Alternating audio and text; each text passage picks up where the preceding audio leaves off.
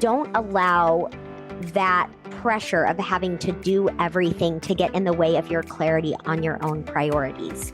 When you can get a crystal clear vision of what your personal priorities are and decide very clearly and with commitment that the business you're building is there to support that quality of life, that will allow you to stay on track with keeping that balance. I'm Melanie Barr. Welcome back to the She Built It podcast, your go-to place to empower you to live the life and business that you crave. I'm here to talk about everything from having the courage to make life and career leaps to the details of how to lead effectively, create successful teams, implement strategies for growth, and infuse tech innovation. I'm here to celebrate your wins and navigate through your challenges. I live in the city now, but I grew up in a town of 1,000 people. I've navigated major life leaps, a senior level corporate career, worked in professional sports, and now as a successful entrepreneur who loves business, technology, family, and making meaningful connections with you and the She Built It community. I also love a good workout and dose of self-care. Magic happens when we focus on the part of ourselves and our business that brings us joy. So turn up the audio, open your favorite notes app, grab your favorite drink, and here we go. Welcome back to the She Built It podcast. Thank you for joining us, Molly. Share with us the story behind your personal journey from being a single mom to building a six-figure business. When I first started my business, I was just becoming a single mom. I had been a stay-at-home mom for nearly 15 years. I had different business ventures, but this was a pretty big deal for me. I mention this because I know that when you're a woman who is starting your own business, or maybe you've been financially dependent to some degree and you're stepping out to be the breadwinner, it's a big deal. There's an identity shift that has to happen and a lot of fears. So I just want to mention that for those listening that can relate to that, but it's definitely doable. It's all doable. I found coaching and fell in love with the entire coaching model that I found. I started using it with clients. It was really transformative, and it happened to come in my life at just a really important time when I was needing to figure out for myself, how do I make sure that I have the time and capacity to be present with my kids and keep stability for them while also providing financially. I started my coaching business, figuring out what's the business plan going to look like? What is my starting point? How do I manage these moving parts of my life? And really from there, it was a combination of having that ultimate vision of what I wanted to create in my life and business, and then just taking one step at a time. We think that it's going to be this beautiful, pretty path. Like, I know where I'm going and now I just take the steps, but it's not like that at all. Good for you for having the bravery to do that and move forward. And share with us what type of coaching you do. Yeah. In my business, I work with coaches to help them with their coaching skills. And so I offer a master coach training, and I'm also offering now a level 1 certification. And so I help coaches with their skills, but the type of coaching, the work I do with my clients personally when I'm coaching them, and also that I'm teaching them to do, is a matter of understanding human cognition, thought patterns, how to work with clients to be able to shift their mindset and their beliefs. Also bringing in understanding the emotional component of the person in front of you, because you can't just do mindset. There are emotions that are stored in the body. I work with clients on cognition, emotions, also having an understanding of the nervous system and how that comes into play when people are trying to implement change in their life. And then also action-focused strategies. Most of my clients are doing personal work with their clients. So it's not business coaching, but it is personal life. It's coaching moms, coaching on parenting, coaching on relationships, coaching on health goals. And I use that holistic approach to training them. And you mentioned finding a coaching platform in the beginning. How did you find it? How did coaching come into your life? I was at this really interesting time in my life where I was trying to recover from chronic fatigue syndrome. I woke up for years at 4:30 or 5 every day. I would go to the gym and work out, and I found myself hit with chronic fatigue syndrome. I was trying to recover from that. I had 3 kids and my marriage was struggling. And I happened to have this opportunity to do a free coaching session. My sister, she's a marriage and family therapist and was certifying. And she said, "Hey, can I practice some coaching on you?" And I'm telling you, Melanie, like I remember still vividly doing this coaching session and the process she did with me. It was almost like everything was frozen in time. And I could see the wheels turning in my head as I felt like things for me and what was possible for me were opening up in a totally new way. Talking about things where I'd been stuck and had conversations about them and continued to stay stuck. But this kind of unlocked that opening. And so it was this moment where I knew, okay, I want to be a part of this. I want to help other people experience this. And everything about coaching, it dates way back before I found coaching, but everything just really aligned with who I am and what I like to do with people. And it just came at a perfect time in my life. And thank goodness it did, because it's been everything for me, not just from a business perspective, but personally. It's amazing how those conversations can change our lives in such a dramatic way and sometimes pretty quickly. Yes. And it came at a time when I really needed it. And I needed the coaching personally, and how fortunate that it also has been the career path that just lights me up. I love what I do every single day. In your experience, what are the common money limits that women face, and how can they start to overcome these and create an abundant? This is a big topic because I'll give you a quick personal story. So when I was building my coaching business and going through my divorce, I remember coming face to face with one of my biggest money limiting beliefs, which was I can't make as much money as a woman that a man can. And I did not want this to actually exist in my brain. And when I realized that it was there, I thought, this is unacceptable for me to believe this. I'll relate this back to these common money challenges, this question you're asking. I just remember in that moment realizing that I needed to decide that I would believe something different about what was possible for me financially. And I remember at the time thinking, okay, wait a minute. I know this woman makes this amount of money. I know this woman makes this amount of money, gathering evidence for this. And it showed me that what I was believing was a limitation for me was actually not true. And it was just a matter of deciding one day I will believe this so much that it will be my reality. In truth, as I've since worked with thousands of women and training them as coaches and working with them on personal money goals, I think that there are definitely a lot of beliefs about what we are capable of financially as women that have even been passed down through generations, whether it's what we were taught or just what was literally has been passed down through our DNA.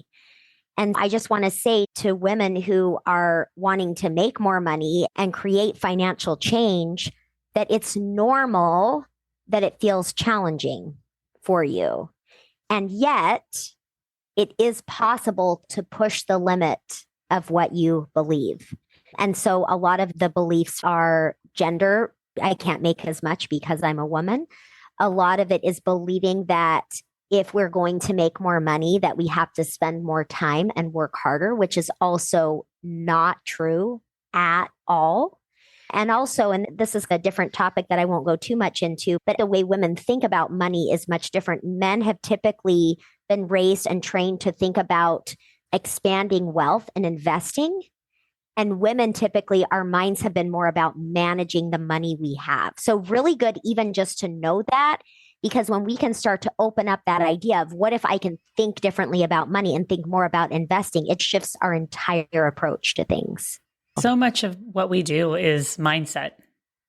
Absolutely. How we wake up in the morning, what we tell ourselves, even if we have a belief that we can make a lot of money. And you're right, sometimes there are other things hiding in the background that might be holding us back. Yes. Yeah. It's important to look at those beliefs because the degree to which we perceive we are capable of creating what we want financially is a big deal. And there's no reason for that to keep any of us stuck. What advice do you have for single moms who are struggling to balance their personal responsibilities with their entrepreneurial goals? First, I just want to say, I see you. I hear you. I feel you because it really can feel like a heavy weight to have that sense everything is on my shoulders. And the best advice that I would give is take a minute to think about what the things are that matter most to you, your priorities within your personal life and with your kids and yourself. And I know this can be challenging because it can be easy to think I have to sacrifice all of that because I have to make sure that I'm providing well. And it depends on the situation as well. It depends on who was the primary breadwinner, if there was a primary breadwinner, how much someone is making. What I would say is don't allow that pressure of having to do everything to get in the way of your clarity on your own priorities. When you can get a crystal clear vision of what your personal priorities are and decide very clearly and with commitment that the business you're building is there to support that quality of life, that will allow you to stay on track with keeping that balance. It allows us to let go of things that really don't matter, that we think we should be doing, but really don't need to be. And that's great advice for anyone juggling a busy lifestyle. Any mom who might let their family life take over any of the things that they want to do personally. Absolutely. And the other thing I'll just add is that there can be this idea that somehow floats into your head all of a sudden when you're a single mom, my kids are missing out. I need to provide them more, like trying to make up for this deficit. And the thing is, there has to be an element of trust that because I'm in this situation, what I have to give is enough. So I'm going to stop worrying about that because think about it. If I'm always stressed that I need to do more or bring more to the table, I'm depleted of energy and I can't even bring my best self. So to say what I have to give has to be enough, then it allows you to do it well. And just making that time to connect with your kids and love them can really be just a powerful foundation for your parenting. Yeah, it's everything. I have 10-year-old twins. So in the morning, sometimes I'll lay down with them for 5 minutes as they're waking up. And I think this is 5 minutes, but it's going to be transformative. That's exactly right. It's those little things. I've been on this road for a while now. I started my business 10 years ago. Now I have 2 grown boys. And I can honestly say that I've been there for the moments that mattered with them. I've been very present with them, and I have a really close relationship with all 3 of them. And that feels like a big win. I could have a list of all the things I didn't do or what fell through the cracks, but to have that relationship and to have them know that they are loved and I'll always be there for them, it's a pretty big deal. So amazing. Yeah. Yeah. If coaching is part of your business, how can someone build a more profitable coaching business in less than 3 months? And what framework do you recommend? Yeah. So I would say if someone is just building their coaching business, if they're wanting it to be more profitable sooner, here's what I would say. There are plenty of things that you do to build a coaching business over time. You want to be growing your list. There are a lot of things you invest in your business, time-wise, financially, creativity, and everything for the long-term sustainability. And if you're wanting to make money now and profits now, counting on your list growth to fund your business now is just not a good strategy because it takes time. And so what I recommend is you want to make sure that you are leading with service. Get in front of audiences that are already built, people that already want your coaching services. I always teach that you have to balance the activities in your business that are focusing on that long-term steady growth and also those activities that create a quick win in your business. because some of those quick wins, they may not be creating something for the long term per se. They may not be creating a list or building your funnel, but they are funding your business. They are increasing people that you're able to help and your experience and your testimonials. And so that's what I would say is if you're wanting to get your business up and going in a 45-day time frame, focus on the simple things, have a way for people to schedule with you. Obviously, be good at what you do. I know that a lot of people, the coaching industry is like the Wild West, and there are a lot of all these become a coach today and make this money, and that's fine. And I really genuinely believe that you need to be good at what you do. You have to have a service that is providing value. So we'll just assume that you have that value and you are qualified. Have a way for people to schedule with you, have a way to meet with people, have a very simple landing page, have those things in place, and then get out there and find the people that you can help and get on as many sessions as you can, because it really does require you to go outside of your comfort zone and start making those connections. Yeah. And you're so right. Those quick wins also give you confidence. They give you that boost to keep going when things get hard and challenging. Absolutely. Yes. Yeah. When I first started, I spoke to a lot of local groups and I just kept getting practice. I just said, I have this training. I have this knowledge. I'm going to coach everyone and anyone that will let me. And it served me well, because when you're building a business, you've got to keep building that confidence and momentum. Magic happens when we focus on the part of our business and ourself that brings us joy. What is one thing that you do for you to make sure that you are finding and living your joy? I'm in the coaching space and I invest quite a bit in coaching and support for myself. And I absolutely love it.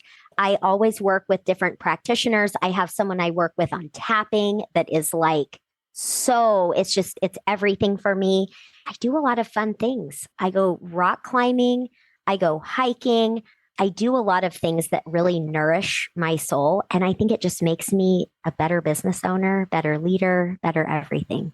Yeah, it's so true. When you step away, you think, I'm taking time away. This might not be good. And then usually good things happen when you do that. Oh, the times that I have stepped away and given myself plenty of space to just relax and do enjoyable things, those are the times that I have built my best programs, hands down. So true. Thank you for joining us today and sharing all of your coaching knowledge and wisdom with us. Please share with us how and where we can find you. Yes, you can find me at mollyclaire.com. And I do have a free gift that's really great. So there's actually two options. If you go to myperfectbiz.com, you can find an option to watch a training about creating an ideal life and business vision. Really great for anyone trying to balance either business and life or work and life. And then the other option there is you can actually get some episodes of a private podcast that I've got out that talks about how to implement lasting change. But you can go to mollyclaire.com as well and find me at the Masterful Coach podcast. Thank you for joining us today. I'd love to hear from you. Reach out to me at hello@shebuiltit.com on our She Built It website or at She Built It on social. Thank you to my editor, Rich Streffolino, who always makes us sound good. Until next time, let nothing stop you from experiencing the life and business that you crave.